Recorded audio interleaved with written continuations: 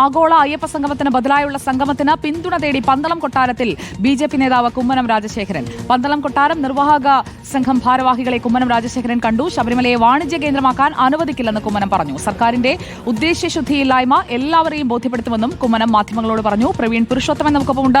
പ്രവീൺ പുരുഷോത്തമൻ, കുമ്മനം രാജശേഖരൻ ശബരിമല യുവതീ പ്രവേശ വിഷയത്തിൽ അന്ന് സർക്കാർ എടുത്ത ഇരട്ടത്താപ്പ് അല്ലെങ്കിൽ അന്നെടുത്ത നിലപാടിൽ നിന്നുള്ള ഇന്നത്തെ മാറ്റം, ആ തിരിയൽ ഒക്കെ കൃത്യമായി തന്നെ പറഞ്ഞുകൊണ്ടേയിരിക്കുകയാണ്. കഴിഞ്ഞ ദിവസങ്ങളിലൊക്കെ വിശദമായി തന്നെ അദ്ദേഹം പ്രതികരിക്കുന്നുണ്ട്. ഇന്നിപ്പോൾ പന്തളത്തേക്ക് എത്തി പന്തളം കൊട്ടാരം നിർവാഹക സംഘ സമിതിയെ കൂടി ഇക്കാര്യങ്ങളെല്ലാം ബോധ്യപ്പെടുത്തി അവരെ കൂടി 22-ാം തീയതിയിലെ സംഗമത്തിലേക്ക് എത്തിക്കുക, അതാണോ ഇപ്പോൾ ലക്ഷ്യമിടുന്നത്? സുജി, അല്പസമയം മുമ്പാണ് മുതിർന്ന ബി.ജെ.പി നേതാവ് കുമ്മനം രാജശേഖരൻ പന്തളം കൊട്ടാരത്തിലേക്ക് എത്തിയത്. അവിടെ പന്തളം കൊട്ടാരം നിർവാഹക സംഘം പ്രസിഡന്റുമായി അദ്ദേഹം കൂടിക്കാഴ്ച നടത്തി. അതിനുശേഷം മാധ്യമങ്ങളെ കണ്ടു.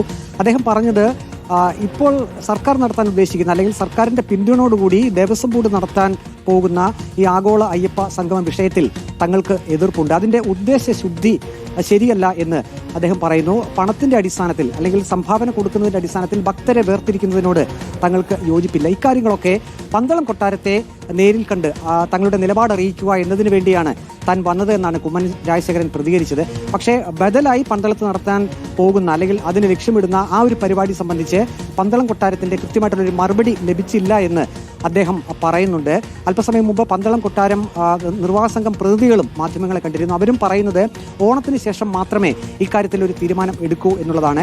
ആ ഉദ്ദേശശുദ്ധി എന്താണ് എന്നുള്ളത് തങ്ങൾ കാര്യമായി തന്നെ അത് നോക്കിക്കാണുന്നുണ്ട്. അത് എന്താണെന്ന് പൂർണ്ണമായി മനസ്സിലാക്കിയതിന് ശേഷം മാത്രം ഇക്കാര്യത്തിൽ ഒരു നിലപാട് വ്യക്തമാക്കാമെന്നാണ് പന്തളം കൊട്ടാരം നിർവാഹക സംഘത്തിന്റെ പ്രതികരണം.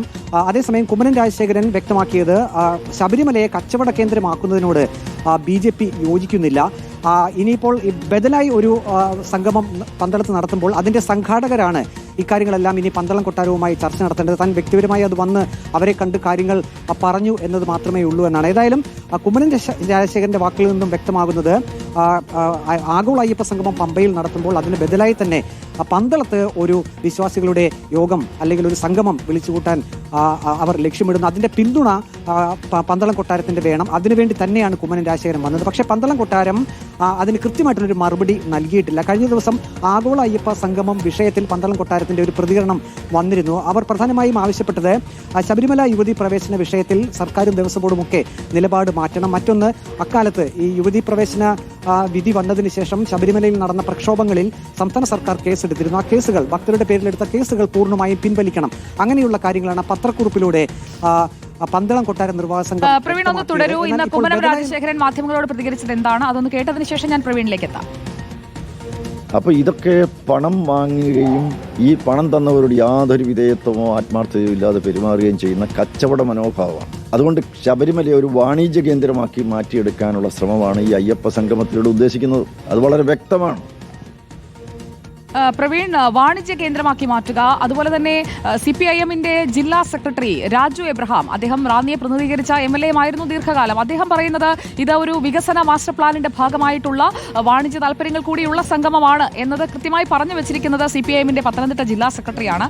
സർക്കാർ ഇത് കോടതിയിൽ പറയുന്നതും ദേവസ്വം ബോർഡ് കോടതിയിൽ പറയുന്നതും ഇവിടെ CPIM-ന്റെ ജില്ലാ സെക്രട്ടറി പറയുന്നതും അതെല്ലാം മനസ്സിലാക്കിക്കൊണ്ടല്ലേ പന്തളം കൊട്ടാരം ഒരു തീരുമാനം എടുക്കുകയുള്ളൂ. അവരുടെ ഒരു നിലപാട് എന്തായിരിക്കും ഈ വിഷയത്തിൽ?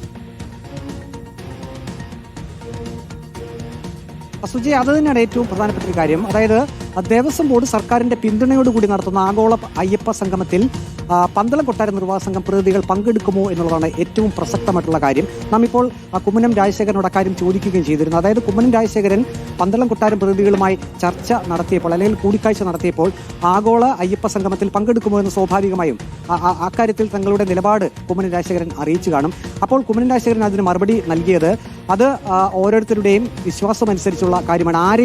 ആരോടും തങ്ങൾ ഈ സർക്കാർ നടത്തുന്ന ദേവസ്വം ബോർഡ് നടത്തുന്ന ആഗോള അയ്യപ്പ സംഗമത്തിൽ പങ്കെടുക്കേണ്ട എന്ന് പറയില്ല. അത് ഓരോരുത്തരുടെയും മനസാക്ഷിക്കനുസരിച്ചുള്ള തീരുമാനം എടുക്കട്ടെ എന്നാണ് കുമ്മനം രാജശേഖരൻ മറുപടി പറഞ്ഞത്.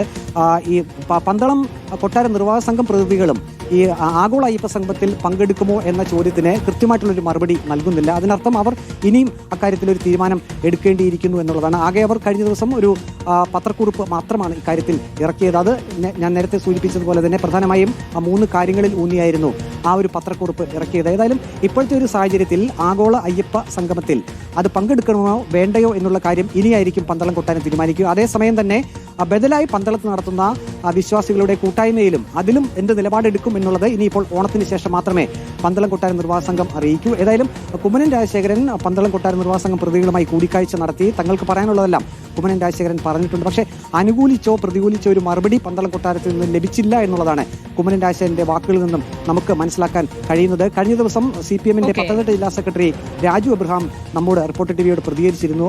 അത് പറഞ്ഞത് തിരുപ്പതി മോഡലിൽ ശബരിമലയിൽ വികസനങ്ങൾ വരണം. അതായത് രാജ്യത്തെ പ്രമുഖ കമ്പനികളൊക്കെ തിരുപ്പതിയിൽ വിവിധ പദ്ധതികൾക്കായി സ്പോൺസർ ചെയ്യുന്നു. അതുപോലെ ശബരിമലയിലും സ്പോൺസർമാരെ കണ്ടെത്തണം എന്നുള്ളതാണ് CPM-ന്റെ പത്തനംതിട്ട ജില്ലാ സെക്രട്ടറി പറഞ്ഞത്. അപ്പോൾ അക്കാര്യങ്ങളിലൊക്കെ ഇനിയും വരും ദിവസങ്ങളിലൊക്കെ വലിയ എതിർപ്പുകളും അല്ലെങ്കിൽ അതിനെ എതിർത്തുകൊണ്ടുള്ള പ്രസ്താവനകളൊക്കെ വരാനുള്ള സാധ്യതയുണ്ട്. ഏതായാലും കുമ്മനം രാജശേഖരൻ ഇപ്പോൾ നിർവാഹക സംഘം ഭാരവാഹികളെ കുമ്മനം രാജശേഖരൻ കണ്ടിരിക്കുന്നു. അപ്പോൾ ഇനി കൂടുതൽ പ്രതികരണങ്ങൾ നീക്കങ്ങളൊക്കെ നടന്നുകൊണ്ടിരിക്കുകയാണ്.